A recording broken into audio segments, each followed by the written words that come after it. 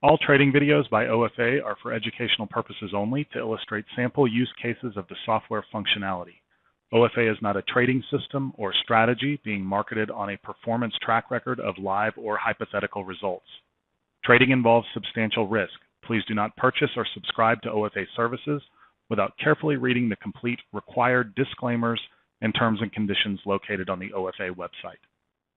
In today's lesson, we're going to look at a classic OFA trade, the decision point transition. Let's take a look at this low that comes in right here. Note the time. This is at 10 o'clock a.m. Central Time, right at the top of the hour. Throughout the day, you're going to find key transitions that come in directly at the top or bottom of the hour when new volume is entering the market. These are the types of transitions that you want to look for trade opportunities off of, because they're going to give you an opportunity to fade the market with a very small stop. A small stop means that you'll need a very small target to make a multiple on your risk. Remember, we're always looking for risk to reward opportunities that make sense. Let's take a look at the low here. We had an earlier low that then bounced 2 additional times. Normally, we would think that eventually a range would be broken and we'd see a large breakdown. But instead of a breakdown, we actually consolidate right at the top of the hour and then see the seller transition into buyers. Transition is a word you're going to hear us use quite often at OFA. This is a key transition in the market which provides us with an opportunity to trade off of a decision point, or a point at which we know the market should hold, and if it fails, we know that we should be moving with the market in the other direction. In order to isolate this, we're going to grab the decision point volume profile. So pull up the OFA volume profiles and grab the active decision point. Now we're going to make this active because we want to be able to trade off of it with the AlgoX interface. Now note how I picked this low. All I did was encompass the last 2 little periods here. Now why did I do that? Well, if we look at the volume clusters within, we can see that this is the last point at which there were sellers trying to drive down that were then countered by buyers who started lower and drove all the way back up through the last selling effort. That is the definition of a transition. Now, because there was other volume back here, I might want to go in and make some modifications to this and see if I can find a better fitting decision point. So I want to start by just dragging this profile over and encompassing all of the volume that was down at that turn. What we're looking for is a normal distribution of volume. For those of you not familiar with that term, a normal distribution is like a bell curve. We're looking for the majority of the volume to be centered in the middle of the profile with a bell curve going off of either side. Then we're looking for where the point of control is placed. The point of control is where we're going to be buying off of in this case. From there, we need to see where the edge of value falls, because that's what we're going to use as our stop. So in this case, we have the edge of value down here at 71.55, a couple of ticks below the point of control. Our stop with AlgoX is going to automatically be sent out to the edge of that. So it's very important that we look at these profiles and make sure that, for example, the profile is going to encompass these key volume clusters that we can see in the OFA bars. So by having our stop just below those, we know that we're adding just a little bit more of a layer of safety. Now, if I move this profile around and go back and forth from the 2 that I originally picked all the way out, notice that the point of control and the bottom of value are not changing. That's relatively unique. Most of the time, every time I make an adjustment to the profile, I'm going to get a completely different profile where maybe the point of control is all the way at the top or the edge of value is inside of some of these volume clusters. I want to always make an adjustment so that I'm giving myself the smallest stop and the best possible retention for that stop to not fall within where I can clearly see that there's volume. In this case, it really doesn't matter because it's not changing the profile no matter what I add or subtract. Once I've got my profile set, I want to use AlgoX to send the order where I want it to go. In this case, I'm looking to send an order to the point of control. And I'm going to offset that by 1 tick. So I'm going to put 1 over here in the little box, meaning I want to be a tick in front of it. And then I want to make sure that my execution algo is working off of the value area. So in this case, I have 2% of my account going at risk, and I'm going to be executing off of the bottom of the value area. Now all I need to do is click long and have my orders sent to the market. So my entry order is coming in here at 71.70. Now you can see the other orders that have gone out. This is a take profit order, and this is my stop order coming in right at the bottom of the value area.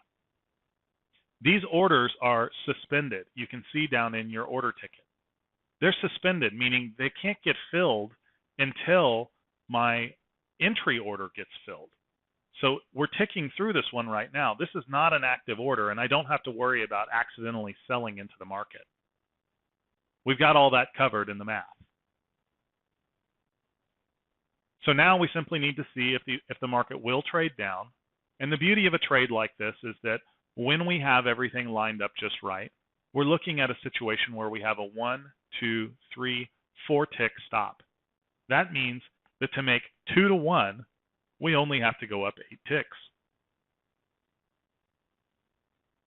We're now within just a tick of our entry, and the market's beginning to lift back up.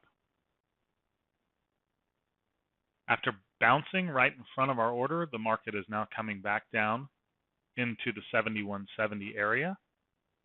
We're looking for it to pick up our trade and hold above the edge of value.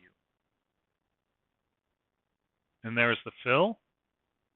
We've now hit the point of control at 71.66. Our suspended orders are now working orders. So our stop is live, as is our first take profit. And note that while the sellers are driving down, we have a blue cluster here, meaning that the action in the period is actually neutral. The reason for that is because we have sellers trading into a low, but unable to push any lower.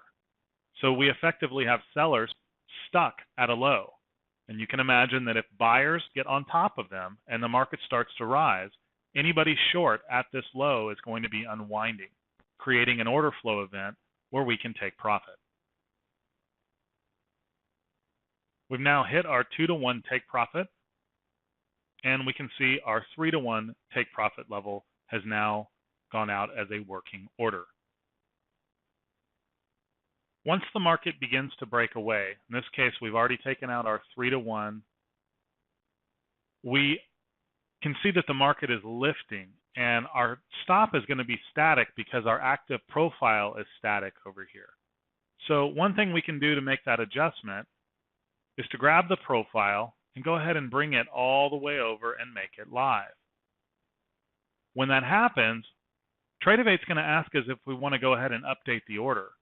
Well, obviously if we update the order right now, it's going to jump the stop up here just a little bit. We probably don't want to change the actual orders yet when we have that much profile on the screen. So I'm going to click no, and then I'm going to grab the other side of the profile and bring it all the way over to the low.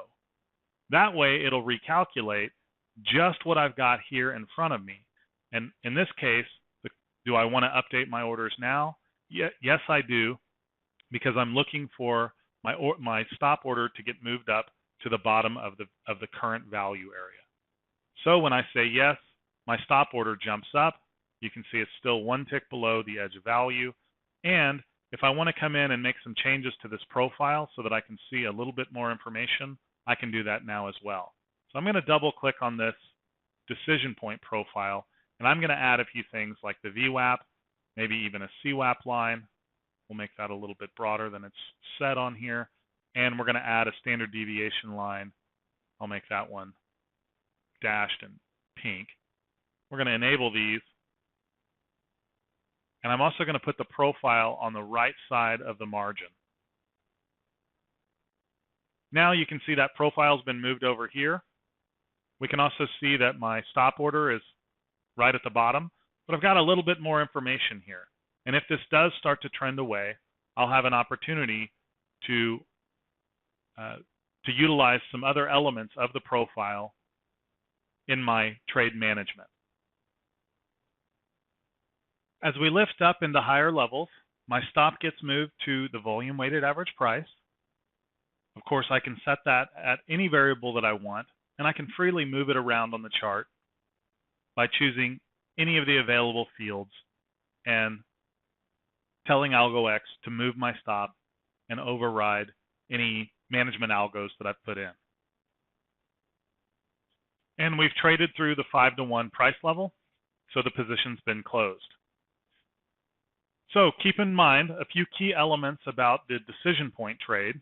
We're looking for a decision point off of a key high or low pivot on the chart. Generally, they're going to be found either at the high or low of the day or previous day, or major turns at the tops and bottoms of the hour in the early morning of the session. Our objective is to trade in front of the point of control, utilizing the value area as our stop.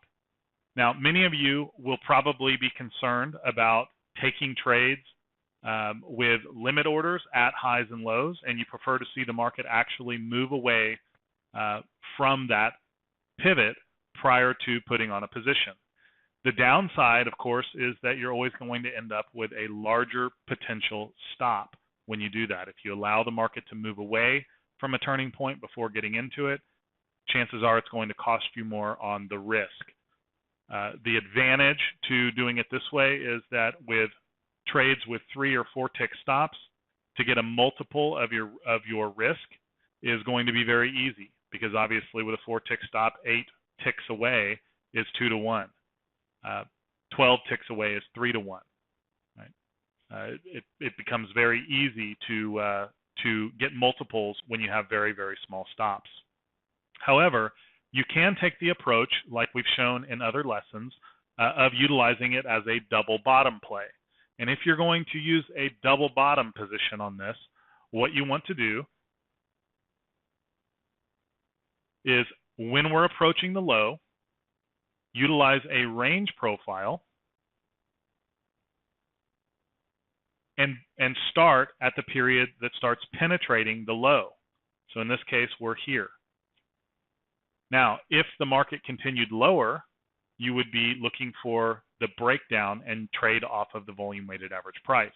In this case, because the market lifts, by the time we get here, you're looking for a long off of the volume weighted average price, which gives us a 1, 2, 3, 4, 5 tick stop. So it's not significantly larger in this particular example, but it's something that you should be aware of. That generally speaking, if you wait for the market to move off of a major pivot, you're going to have a much larger stop, which means a more inverse risk to reward on the trade. I've been showing you this example with the Tradovate platform. If you haven't tried the Tradovate platform, I suggest you get a free trial. The link will be in the lesson, but you can get a free trial of Tradovate and OFA and AlgoX for 14 days. Great opportunity for you to go through these trades and try and replicate them and get a sense for how you're going to use volume information to trade better in the market.